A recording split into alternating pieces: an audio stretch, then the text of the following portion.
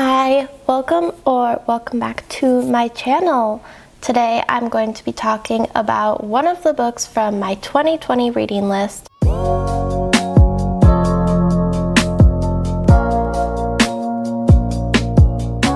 If you do want to look at my 2020 reading list, then I will put a link up here. Let's just get into the summary of this story. Okay, this was a real roller coaster of a story. So the story is told by the unnamed girlfriend of the character Jake, and Jake is taking his girlfriend to his parents' farm for the first time to see where he grew up and meet his parents. And the entire drive up and throughout the meeting with his parents, she continuously considers ending things, and she keeps repeating the title phrase, saying, I'm thinking of ending things. So she has this idea throughout the entire story that she already wants to break up with him, and he takes her with, and it's just a really slow building suspense you feel this entire time, but it's kind of hard to put your finger on exactly why. But it's a really slow building suspense, and every time she says, I'm thinking of ending things, there's just a really weird feeling inside of you, and you find out later exactly why. But after visiting his parents, they end up at an old high school in the area, and they begin to make out in the car. Jake sees a janitor watching them from the building, gets angry, and leaves to go confront him because he thinks he's like a pervert. And after waiting in the car for some time, his girlfriend gets really worried, so she goes inside to go find Jake. She realizes she's being followed, and she assumes it's the janitor. So she eventually ends up in this gym area. She finds it's very, very familiar, even though she didn't go to this school and she's never been here. So she ends up in this gym area, and with the familiarity, becomes confused about who she is. She finds Jake and realizes that they're actually the same person, and this has been created in Jake's mind. The narration then switches to Jake, and I'm thinking of ending things takes on a completely new meaning, and he punctures his neck with a clothes hanger. And it turns out that the entire time there was no girlfriend. This was all something that was happening in Jake's head, and he had written down these stories in journals. And it turns out that Jake was the janitor. He dropped out of college about 30 years ago, and he had met a girl during that time in college and never got the courage up to really call her and start things up.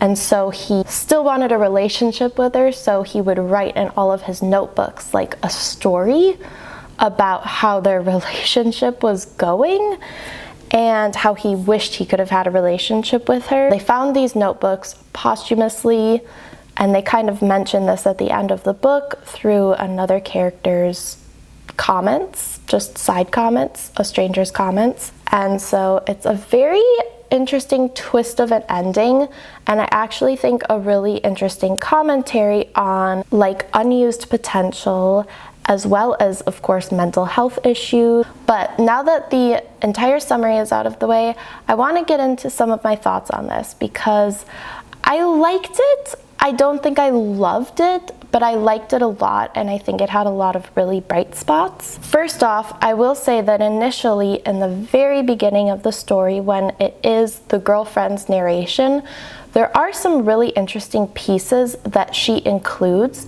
and it surprises me a little bit that this was written by a man, because what she included was something that I find myself doing a lot, and I think a lot of women find themselves doing, which is justifying the actions of their partners. And I think this is a really deeply learned social expectation for women to be agreeable, for women to not cause trouble.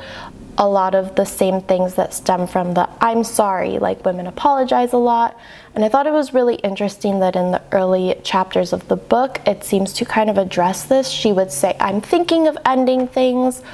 Oh, but this thing he did wasn't that bad. This thing wasn't that strange. And I do think this is a really common theme, and I'm surprised frankly, that a male writer picked up on it, but very impressed. I also think that the most obvious thing in this book that was really, really well done was the suspense. This book, I held my breath for like half the story. I don't know how to explain it, but even before they're in the school, there's just this really, really gradual building of suspense where you just have the feeling that something's off, but you can't quite put your finger on it. You're like, something's not quite right, and there's a bunch of little things. So like she goes to the parents' house on the farm and she notices the bathroom is completely empty except for one pill bottle. So that's just like a very eerie little thing that makes you think, huh? And so it builds these little bits of suspense throughout the entire story. And it was very, very effective. And I think part of why it was so effective was they were so subtle and so gradual that it felt a little bit more real and palpable. So you're thinking, oh, like you're really there. And the subtle suspense gets very intense once they're in the school. The chapters where she is walking through the hallways were, I truly think I held my breath for like seconds at a time. And so those were really, really good chapters. And I felt like that was the part that was the most like thrilling, the most classically thrilling is maybe what I'll say. I think before the high school, it had been more of a slow burn. And then once they're in the high school, it's just deeply sinister.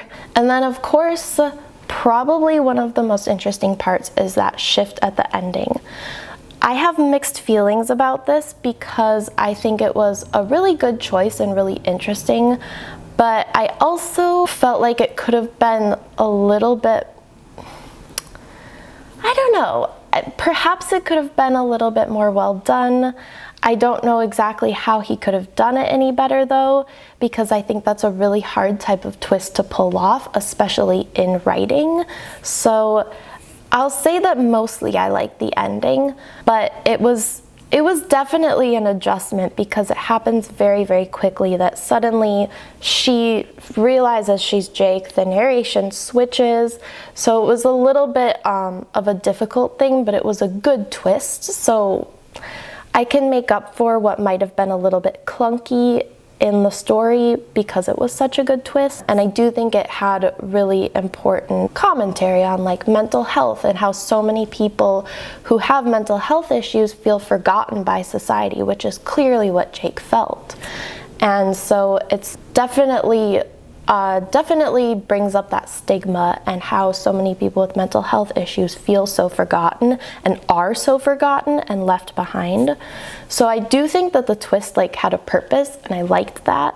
And I also really liked the play on words of how throughout the entire book you believe I'm thinking of ending things refers to this girl trying to end, or woman trying to end the relationship, when really it refers to not the relationship, but life itself, and there is no woman. So I really liked that change of what those words mean. It really makes you think about how we use our words and what those words can mean in different contexts. So I did really like the ending. I did think it was a little bit clunky. If I'm correct though, this is Iain Reid's first book, so the fact that he could even mostly pull it off is actually really impressive. And I would say this was a pretty like solid first book. I think it's his first book that he's written. I don't know if he's written a lot of other things like short stories or articles. I'll have to look into that, but I think for a first novel, even though the ending was, like I said, a little bit clunky, could have used a little finessing, I felt like the story itself was such a unique story and the suspense was built like somebody who's been writing thriller books for 20 years. So I don't know how he did that, but that was very impressive. I don't know if I have a lot of other thoughts on this. I think if I were to rate it, I would give it about a 4 out of 5. It was good, really great suspense, not great, not perfect. I think there were things that could have been improved, but I would look forward a lot to his follow-up books because I bet that they are a little bit more polished. Yeah, I would give this about a 4 out of 5.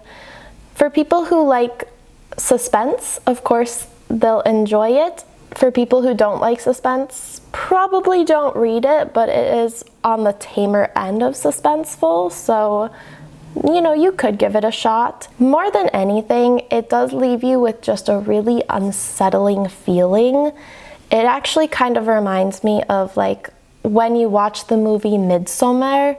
You weren't exactly scared, you just kind of felt like physically a little ill. So I would say that this book has a very similar feeling that it leaves you with. You just feel a little bit unsettled, like maybe there's worms in your stomach. So just something to be mindful of if you choose to read it. I think that's all my thoughts for this. Let me know if you've read this book and what you liked about it, what you didn't like about it. If you're also interested in things he's going to be writing, I definitely will probably check out his books in the future. So yeah, thank you so much for watching. I will see you later.